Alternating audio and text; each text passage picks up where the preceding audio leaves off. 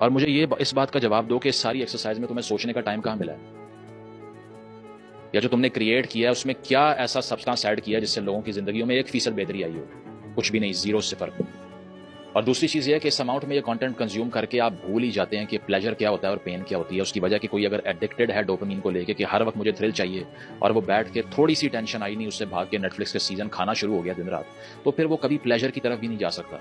वो डायोजेनिस एक फिलोसोफर था ना, वो कहा करता था कि अगर आपको जिंदगी में प्लेजर चाहिए तो फिर आपको पहले एक प्रोफाउंड पेन दरकार है, क्योंकि ये एक ही सिक्के के दो रुख हैं।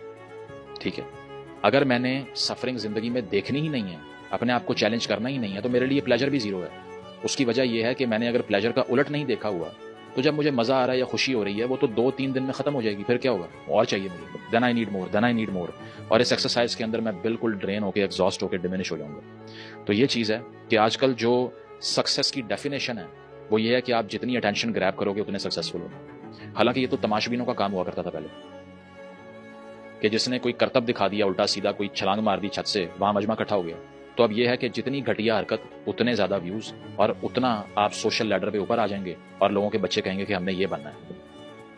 किधर गई वो सारी इंटेलेक्चुअल क्लास मुआशरे के अंदर जो आइडियलाइज होनी चाहिए थी, वो कौन सी रही है, ये हो रही है। लेकिन जदीद मुआशरा बड़ा इन्फॉर्म्ड और बहुत ज्यादा वेल इन्फॉर्म्ड और बड़ा सेल्फ कॉन्शियस हो चुका है। आर्ग्यूमेंट हमारा यही है